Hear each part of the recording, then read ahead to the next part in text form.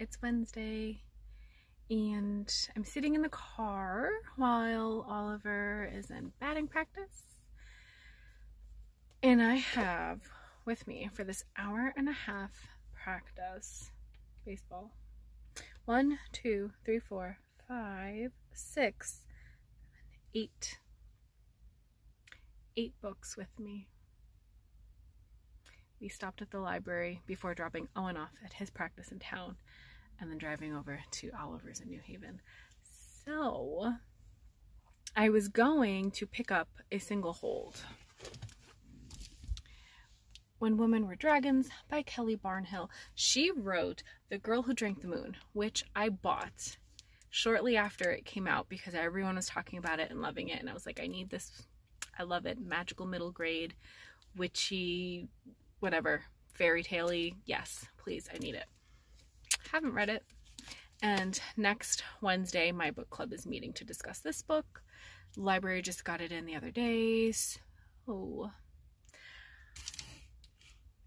I'm thinking I'm going to have to give up on Shorty September if I want to join my book club. It is September 21st today? 21st? 20th? 21st.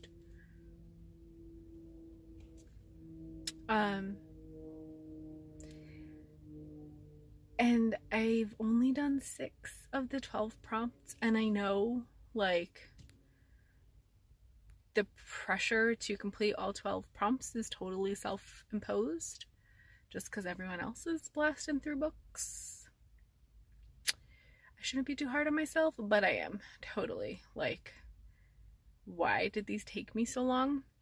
And so looking at my book cart, which is full of books I want to read, all my shorties feel like they're on the longer or slower side.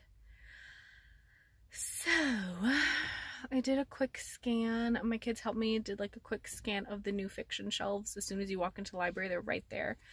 And we grabbed, hold on.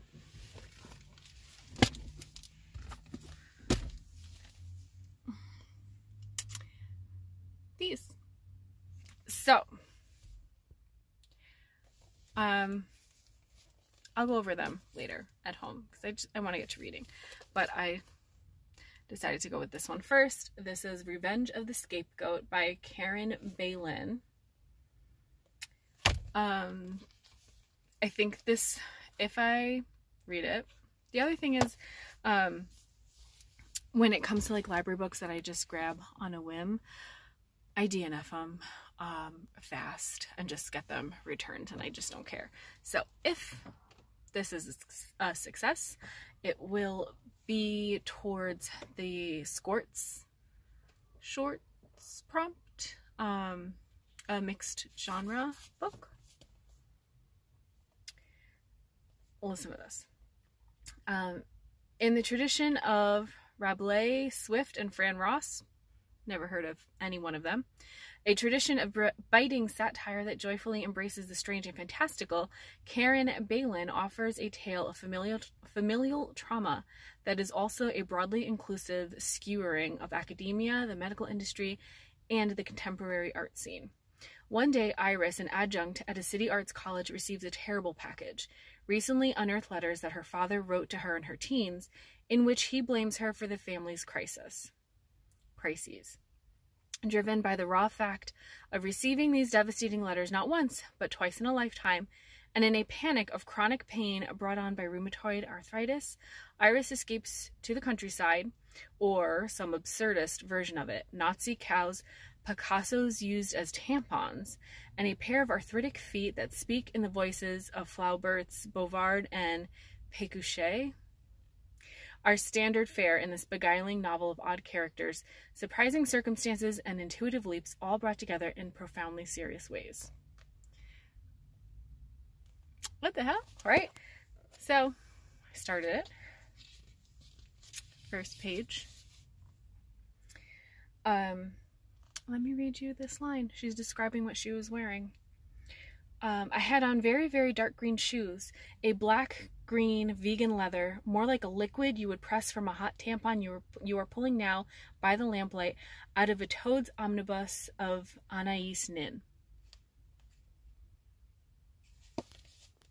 What does that mean? What does that mean?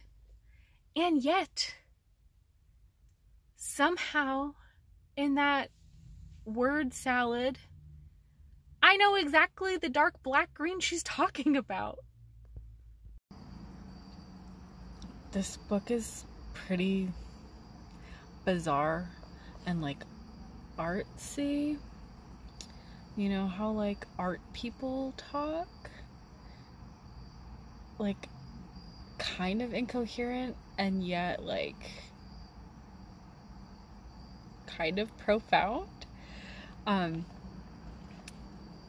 So I can't imagine reading this out loud, like to even try to give you tastes, because the sentence structure is just so odd and different, and it's really almost just like a bunch of connected thoughts and emotions. But I'm gonna keep going. I'm only on page 25. I got distracted by my phone and talking to Nate while I sat here outside of the practice, but they're still going. They should be wrapping up soon. Maybe I can make it to page 30, but so far so good. I'm gonna see how far I get with this. I'm not promising to complete it. It may be a DNF by page 40. Who knows? It is freaking weird. And so far it's a good weird.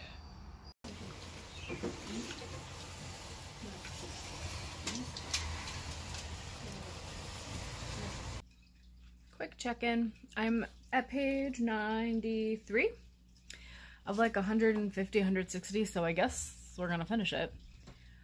I thought it started out very strong. I liked the beginning. It had that like artistic tone, the kind of obscene vulgarness that like really artsy writers write with. There is some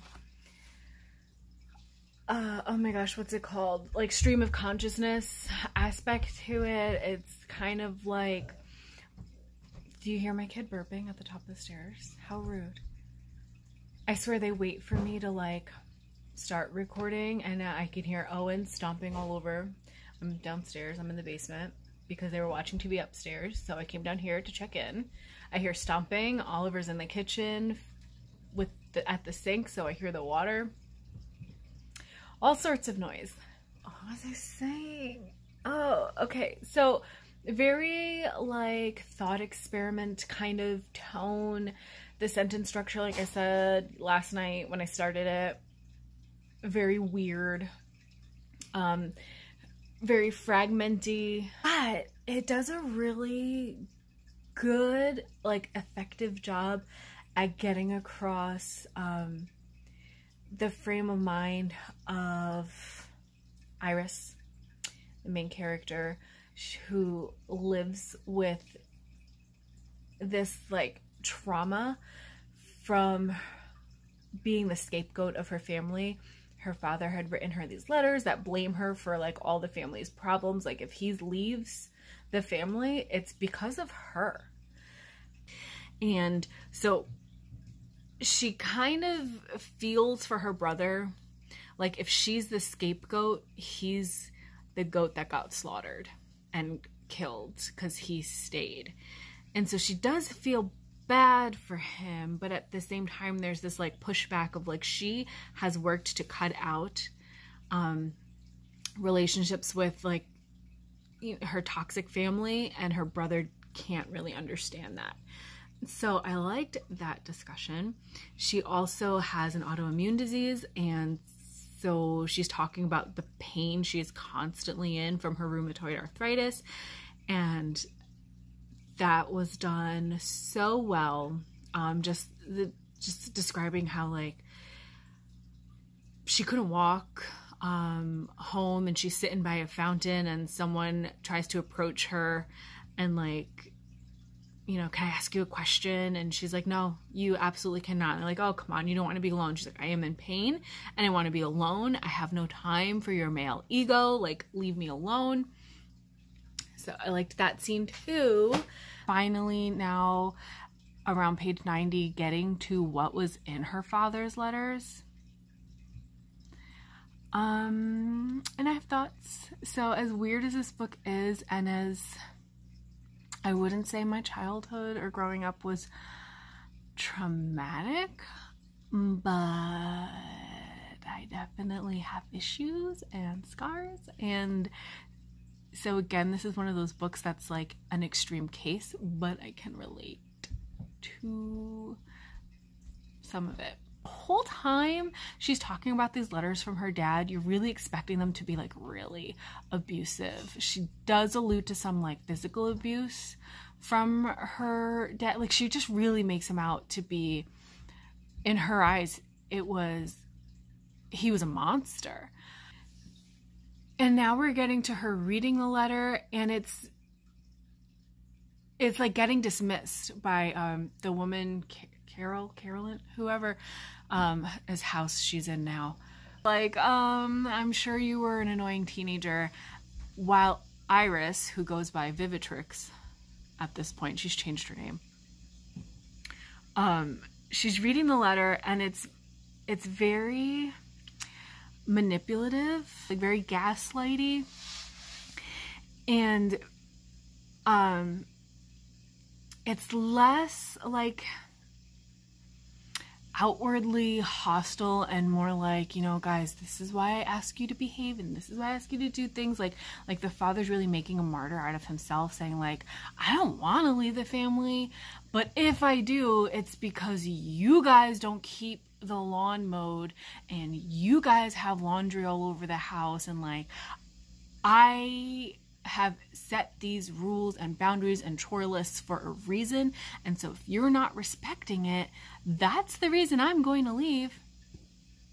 And so it's getting dismissed by this woman that she's reading the letters to, like, oh, this is not that bad. But it's a little triggering for me, honestly. Yeah, there's some weird memories I have of like growing up, and my dad and my mom didn't get divorced until I was in college, and even that didn't really take. But all throughout my childhood, my dad would leave and get his own apartment and be so happy and proud of his own apartment. And like, I swear every summer my sister and I, like, but he always like stayed around. He would always come back to the house and cook us dinner and do the laundry and like take care of us, because my mom was the one with the 9 to 5. But then like, he'd bring us to his apartment and like be so proud of his little bachelor pad. And like, it's now that I look back at like how weird that was, and that what that was telling me was like, look how happy he is away from the family. And while I don't think he, in so many words as the dad in this book, like totally blamed us, that was certainly the feeling we got. So I'm a little triggered by this book. Less about me, more about the book. It's bizarre. I'm invested enough. So let me go finish that, and I'll give you a final rating later. 100% this should have been my Playsuit Shorts read. First of all, the character wears what she calls a jumpsuit, which is what I would call it too. I think there must be like a regional, you know, how like in the Midwest they call water fountains bubblers kind of thing, or like soda versus pop. Anyway, one piece I would call a jumpsuit. So same thing as the Playsuit as it's listed on the prompt sheet. Whatever, right? So she wears one in the story. And second of all, I have regrets. I have regrets because I am just sitting here thinking this would be just like a what the fuck kind of weird, let's read some artsy bullshit kind of book. And I'm sitting here in like my own personal, minor, I get it, but like we all have our traumas from childhood, right? The story gets really weird with the people she's staying with when she like kind of runs away to the country when she's like in like pain and emotional crisis mode and she just has to get out of Philly. She does share the letter that she got from her father, and while like on the surface it doesn't seem that bad, it's like any parent asking their kid to be responsible. It's so coded and like I could see through it. And so then at the end of the book, when she is talking with her friend Ray, who is a real person in the acknowledgments, and you kind of get that scene in the book when she's like in the beginning when they're first meeting at a cafe and she's talking about writing and using his story. So Ray in the beginning tells Iris to use his real name. He'll connect more with the character, and then in the acknowledgments you find out that that's exactly what she did. He's a real person. Anyway, so at the end they're back at a cafe and she's telling Ray about this art installation that is going to use the letters from her father. And Ray reads to her the review from the New York Times, and it's very dismissive, like, what a letdown, this isn't even that bad of a letter, like, but the two of them having this experience of being their family's scapegoats, Ray sees what exactly was so traumatic, and Iris, now Vivitrix, actually, she's telling Ray that like, when I got these letters as a teenager, I wanted to kill myself. These wrecked me. These were devastating. And Ray is like, absolutely. Like, it sounds like, yeah, a dad who wants his kids to like keep up with their chores, but like, it was so conditional, and that's not how you talk to a child. And just, I swear to God, guys, my dad could have written this letter. So,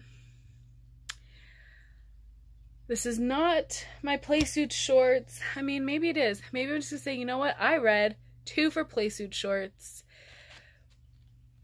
But I am going to consider it my Skorts. Just because it does a lot there. It's very surreal. And I feel like surrealism itself just blends genres. Did do some skimming, just because at some point, like, there's just a bunch of just like incoherent babble, like pseudo smart shit,